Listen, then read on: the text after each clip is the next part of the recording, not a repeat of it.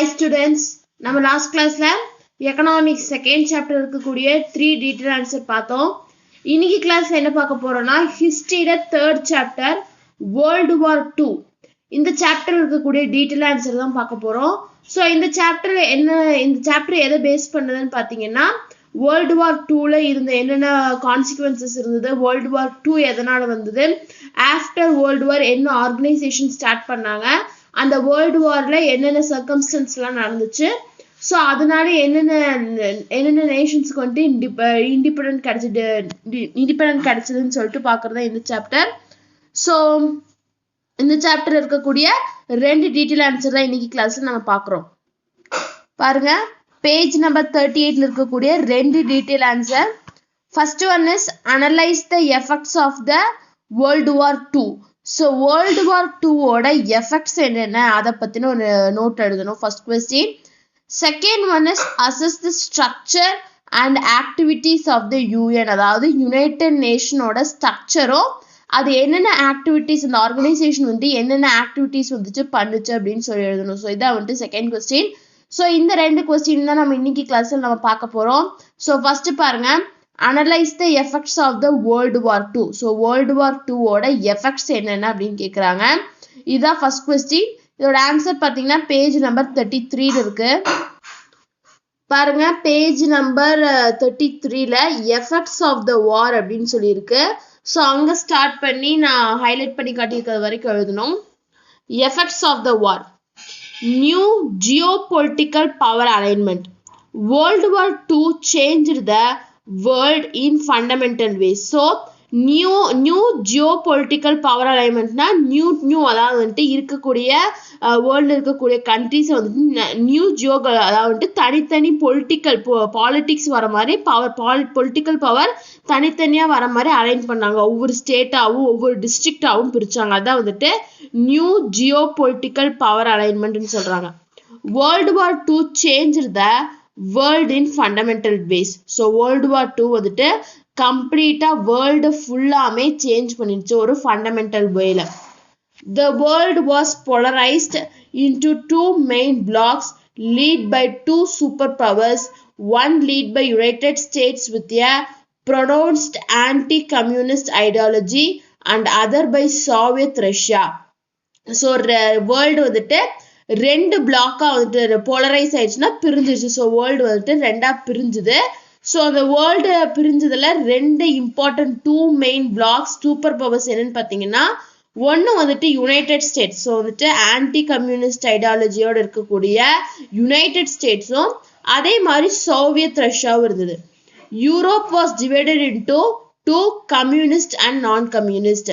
So யூரோப்பை வந்துட்டு 2ஆ பிரிச்சாங்க, கம்யூனிஸ்ட் அண்ட் நான் கம்யூனிஸ்ட்னு சொல்லிட்டு யூரோப்பை வந்துட்டு 2ஆ பிரிச்சாங்கன்னு சொல்றாங்க. So effects of the war பார்க்கும்போது first effect is new geo political power alignment. So world வார்க்கு அப்புறம் வேர்ல்டு இருக்கக்கூடிய நிறைய சேஞ்சஸ் வந்துட்டு சேஞ்ச் ஆகாத நிறைய பிளேசஸ் வந்துட்டு பிரிக்கப்பட்டது.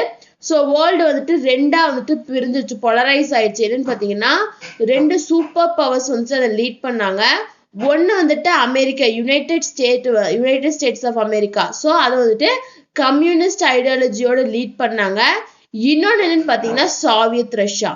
ஸோ யூரோப் வந்துட்டு 2ஆ டிவைட் ஆயிடுச்சு. ஸோ கம்யூனிஸ்ட் அண்ட் நான் கம்யூனிஸ்ட்னு சொல்லிட்டு யூரோப் வந்துட்டு 2ஆ பிரிஞ்சிருச்சு. நெக்ஸ்ட் பாருங்க, நியூக்ளியர் பாலிஃபரேஷன்.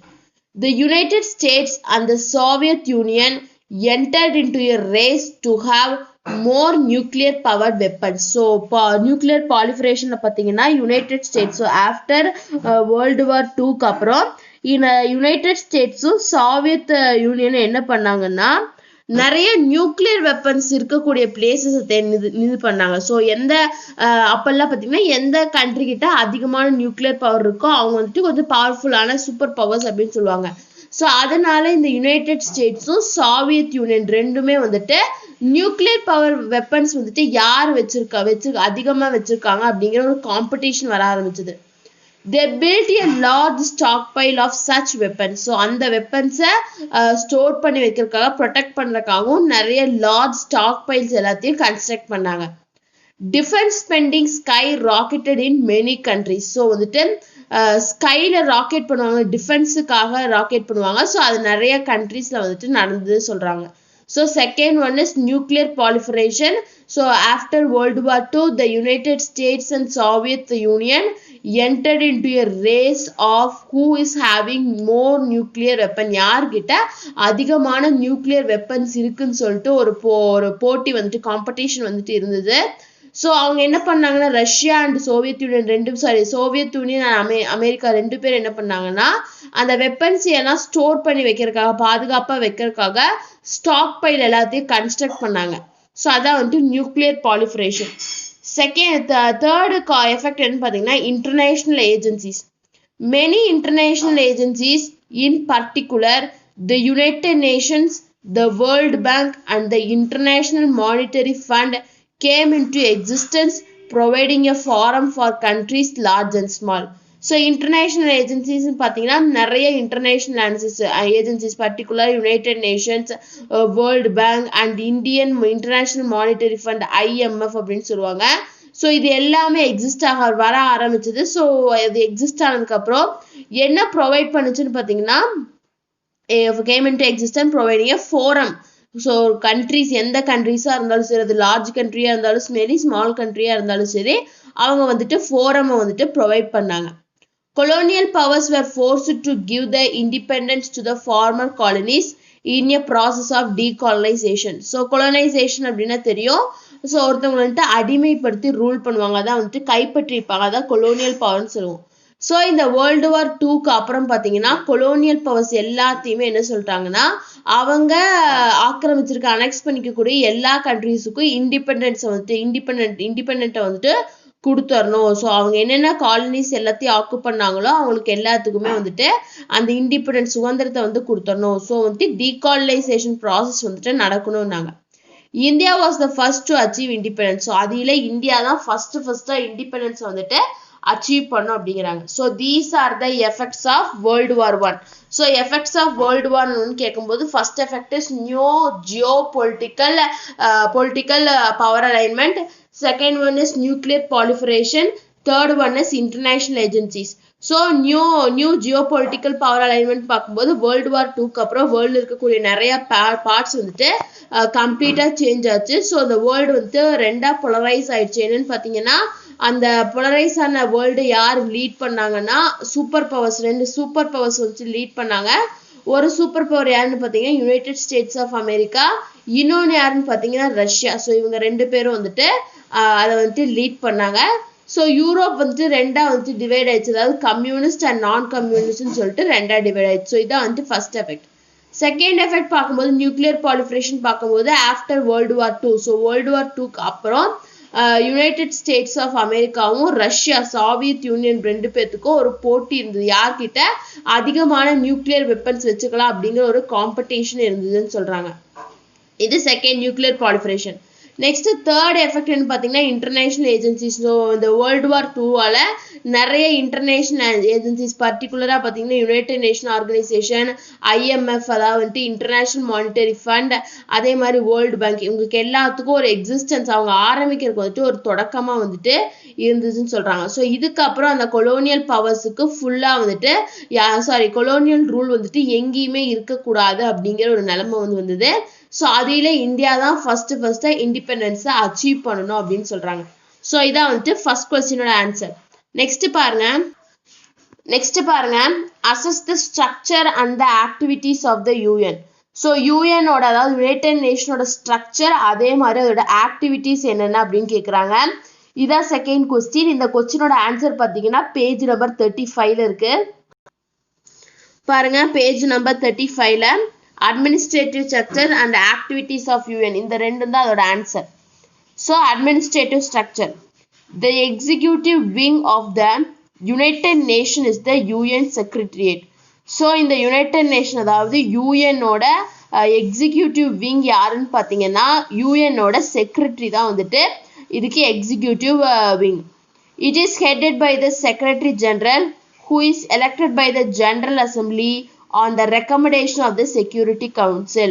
ஸோ இவங்க எப்படி இந்த இந்த செக்ரட்டரி ஜெனரல் எப்படி எடுப்பாங்கன்னு பார்த்தீங்கன்னா எலெக்ட் பண்ணுவாங்கன்னா ஜெனரல் அசம்பிளியில் நார்மல் எலெக்ஷன் மாதிரி தான் எலெக்ஷன் நடக்கும். ஸோ அதே மாதிரி ரெக்கமெண்டேஷன்ஸ் அதாவது வந்துட்டு செக்யூரிட்டி கண்ட்ரோலுக்கு தேவையான ரெக்கமெண்டேஷன்ஸ் இது பண்ணி எடுப்பாங்க. The Secretary General along with his cabinet and other officials runs the United Nations. So secretary general கூட சேர்ந்து கேபினெட் மினிஸ்டர்ஸ் இல்லாட்டி கேபினெட்ல ஒர்க் பண்ணக்கூடிய ஒர்க்கர்ஸ் அதே மாதிரி அதர் அஃபிஷியல்ஸ் இவங்க இல்லாமல் மற்றவங்க எல்லாருமே ஒன்னா சேர்ந்து இந்த யுனைடெட் நேஷன்ஸை வந்துட்டு ரன் பண்ணாங்க. The International court of Justice headquartered at The Hague in Holland is the judicial wing of the United Nations. So united நேஷனோட ஜுடிஷியல் விங் எதுன்னு பார்த்தீங்கன்னா அதாவது வந்துட்டு எங்கே இருக்குன்னு பார்த்தீங்கன்னா ஹோலாண்டில் ஹாக் அப்படிங்கிற பிளேஸில் இருக்கு. ஸோ அதுதான் அதாவது வந்துட்டு அந்த ஹோலாண்ட் எங்கே இருக்குன்னு பார்த்தீங்கன்னா யுனைடெட் ஸ்டேட்ஸ் இருக்கு. ஸோ யுனைடெட் நேஷன்ஸ் அதாவது வந்துட்டு இந்த யுனைடெட் நேஷனோட அதாவது கோர்ட் எங்கே இருக்குன்னு பார்த்தீங்கன்னா இந்த ஹோலாண்ட்ல ஹாக் அப்படிங்கிற பிளேஸ்ல இருக்கு. ஸோ இதுதான் வந்துட்டு இந்த யுனைடெட் நேஷனுக்கு ஜுடிஷியல் விங்கா இருக்கு. The Economic and Social Council, the fifth organ of the United Nations, is responsible for coordinating all economic and social work of the United Nations. So economic and social council அதாவது united நேஷனோட economic and social council தான் என்ன சொல்லணும்னா ECOSO3 சொல்லுவோம். So economic social council அப்படிங்கிறது. So இந்த economic social கவுன்சிலோட fifth organ united நேஷன்ல எக்கனாமிக் அண்ட் சோஷியல் கவுன்சிலோட ஃபிஃப்த் ஆர்கன் பார்த்தீங்கன்னா united nation. So united nation இருக்கக்கூடிய fifth organ is responsible for coordinating all the economic and social work of the United Nations. So இது இவங்க என்ன பண்ணுவாங்க எதை கோஆர்டினேட் பண்ணுவாங்கன்னு பார்த்தீங்கன்னா என்ன கோஆர்டினேட் பண்ணுவாங்கன்னா எல்லா விதமான எக்கனாமி ஒர்க்கையும் சோஷியல் ஒர்க்கையும் வந்துட்டு இவங்க வந்துட்டு கோஆர்டினேட் பண்ணுவாங்க. அதே மாதிரி யுனைடெட் நேஷன்ஸ் அதாவது வந்துட்டு யுனைடெட் நேஷன்ஸ் இருக்கக்கூடிய எக்கனாமிக் அண்ட் சோஷியல் ஒர்க்கை வந்துட்டு கோஆர்டினேட் பண்ணுவாங்க. The regional economic commissions functioning for regional development across the various regions of the world, West Asia, Europe, Africa are the organs of Economic and Social Council. So என்ன சொல்றாங்க அப்படின்னா fifth organ united நேஷன்ல fifth organ தான் வந்துட்டு இந்த economic and social council. So இது எதுக்கு காரணமா இருக்குன்னு பார்த்தீங்கன்னா யுனைடெட் நேஷன்ஸ் பண்ணக்கூடிய எக்கனாமிக் அண்ட் சோஷியல் கவுன்சிலுக்கு வந்துட்டு அதை வந்துட்டு கோஆர்டினேட் பண்ணுன்னு சொல்றாங்க. ஸோ ஒவ்வொரு எக்கனாமிக் கவுன்சில் ஒவ்வொரு ரீஜனல் எக்கனாமிக் கவுன்சிலும் வந்துட்டு எப்படி ஃபங்க்ஷன் பண்ணுவாங்கன்னா அந்த ரீஜனல் டெவலப்மெண்ட் அதாவது வந்துட்டு ஃபார் எக்ஸாம்பிள் ஏஷியா இருக்குன்னா அந்த ஏஷியாவில் இருக்கக்கூடிய எல்லா ரீஜனும் டெவலப் ஆகணும். ஸோ வேரியஸ் ரீஜன்ஸ் அந்த பிளேஸ்ல இருக்கக்கூடிய எல்லா ரீஜன்ஸும் டெவலப் ஆகணும் அப்படின்னு சொல்லி தான் அவங்க வந்துட்டு ஒர்க் பண்ணுவாங்க. The various regions of the world. So வந்துட்டு என்னென்ன ரீஜன்ஸ் வேர்ல்டு இருக்குன்னு பார்த்தீங்கன்னா Asia, Pacific, West Asia, Europe, Africa and Latin America. So development so various region of the world. So என்னென்ன ரீஜன்ஸ்னு பார்த்தீங்கன்னா Asia Pacific, West Asia, Europe, Africa and Latin America. So இது எல்லாமே என்னன்னு பார்த்தீங்கன்னா இந்த எக்கனாமிக் அண்ட் சோஷியல் கவுன்சிலோட ஒரு organ தான். They have been very successful and have been headed by eminent economists like Gunnar Myrdal. So அவங்களுக்கு ரொம்பவே இது வந்து இந்த எக்கனாமிக் அண்ட் சோஷியல் கவுன்சில் வந்துட்டு ரொம்பவே வந்துட்டு சக்ஸஸ்ஃபுல்லாக போச்சு. அவங்கள யார் லீட் பண்ணாங்கன்னு பார்த்தீங்கன்னா ஒரு எக்கானமிஸ்ட், அவர் பேர் என்னன்னு பார்த்தீங்கன்னா குன்னர் மிட்ரால் அப்படிங்கிறது அவர் பேர். ஸோ அவர் தான் வந்துட்டு இவங்களை வந்துட்டு லீட் பண்ணாங்க அப்படின்னு சொல்றாங்க. So administrative structure of UN பார்க்கும்போது எக்ஸிக்யூட்டிவ் விங். ஸோ ஒரு யுனைடெட் நேஷனுக்கு எக்ஸிக்யூட்டிவ் விங் எதுன்னு பார்த்தீங்கன்னா அந்த யூஎன் செக்ரட்டரியேட் தான். ஸோ இந்த யூஎன் செக்ரட்டரிய யார் ஹெட் பண்ணுவாங்க எப்படி எலெக்ட் பண்ணுவாங்கன்னு பார்த்தீங்கன்னா ஜென்ரல் எலெக்ஷன் அதாவது வந்துட்டு ரெக்கமெண்டேஷன் செக்யூரிட்டி கவுன்சிலோட ரெக்கமெண்டேஷன் படி ஜென்ரல் எலெக்ஷன்ல இதை வந்துட்டு நடத்துவாங்க. இந்த எலெக்ஷனை வந்துட்டு லீட் பண்ணுவாங்க. ஸோ இதுக்கு international court of justice united நேஷனுக்கு வந்துட்டு இன்டர்நேஷனல் கோர்ட்ஸ் ஆஃப் ஜஸ்டிஸ் எங்க இருக்குன்னு பார்த்தீங்கன்னா ஹாக் சிட்டில ஹோலாண்ட் அப்படிங்கிற பிளேஸ்ல இருக்கு.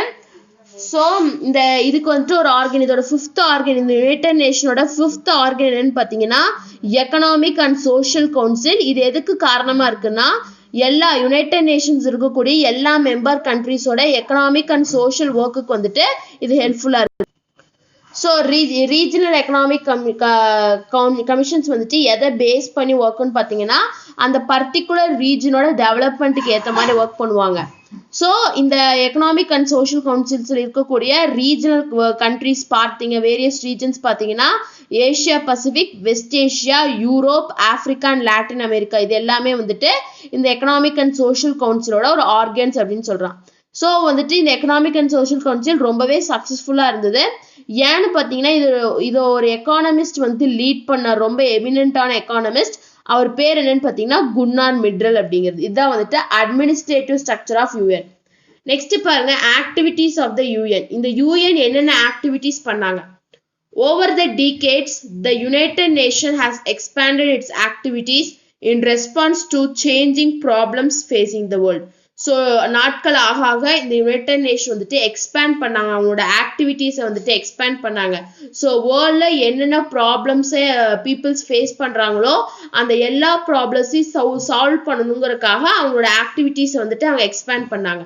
Thus in 1960s decolonization was an important issue. So 1960 பார்த்தீங்கன்னா டீகாலனைசேஷன், அதாவது கொலோனியல் பவர் இருக்கக்கூடாது அப்படிங்கிறது தான் வந்துட்டு டீகாலனைசேஷன் சொல்லுவாங்க. ஸோ 1960s இந்த டீகாலனைசேஷன் தான் வந்துட்டு ரொம்ப ரொம்ப ஒரு முக்கியமான ஒரு இஷ்யூவாக இருந்தது. Human rights, the problems of refugees, climate change, gender equality are all now within the ambit of the activities of the United Nations.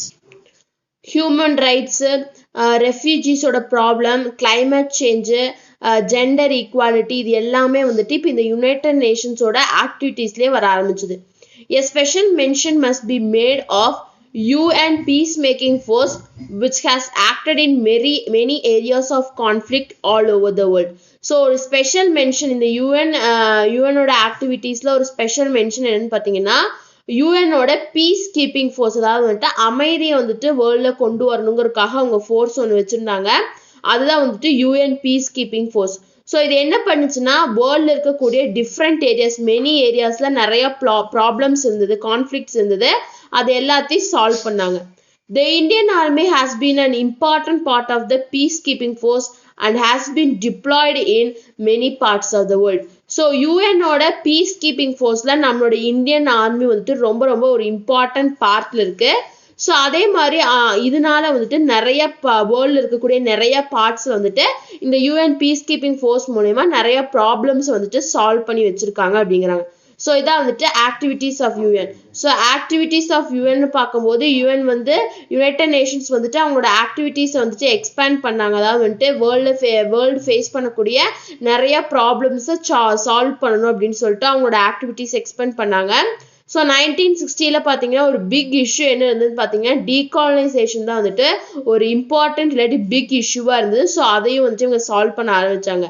So United நேஷனில் ஒரு ஸ்பெஷல் மென்ஷன் எதுக்கு கொடுக்கலான்னு பார்த்தீங்கன்னா யூஎனோட பீஸ் கீப்பிங் ஃபோர்ஸ். ஸோ இந்த piece keeping ஃபோர்ஸில் Indian army வந்துட்டு ரொம்ப ரொம்ப important ஒரு பார்ட்டில் இருக்குது. ஸோ அது மூலயமா யூஎன் பீஸ் கீப்பிங் ஃபோர்ஸ் மூலயமா நம்ம வந்துட்டு யுனைடெட் நேஷன்ஸ் வந்துட்டு வேர்ல்டில் இருக்கக்கூடிய நிறைய பார்ட்ஸில் ப்ராப்ளம்ஸை வந்துட்டு சால்வ் பண்ணி வச்சுருக்காங்க அப்படின்னு சொல்கிறாங்க. ஸோ இதான் வந்துட்டு activities of UNO. So first administrative structure பார்த்தோம், அதே மாதிரி யூஎனோட ஆக்டிவிட்டீஸ் பார்த்தோம். ஸோ நம்ம இன்னைக்கு கிளாஸில் ஹிஸ்ட்ரியில் தேர்ட் சாப்டர் இருக்கக்கூடிய 2 டீட்டெயில் ஆன்சர் பார்த்தோம். ஸோ நெக்ஸ்ட் கிளாஸில் நியூ சாப்டர் இல்லாட்டி இது சாப்டர் இருக்கக்கூடிய கொஸ்டின் ஆன்சர்ஸ் வந்துட்டு நெக்ஸ்ட் கிளாஸில் பார்க்கலாம். ஸோ ஏதாச்சும் டவுட் இருந்துச்சு அப்படின்னா கமெண்ட் பண்ணுங்கள். இந்த வீடியோ கிளாஸ் பிடிச்சிருந்தா லைக் பண்ணுங்கள், ஷேர் பண்ணுங்கள், சப்ஸ்கிரைப் பண்ணுங்கள். தேங்க்யூ.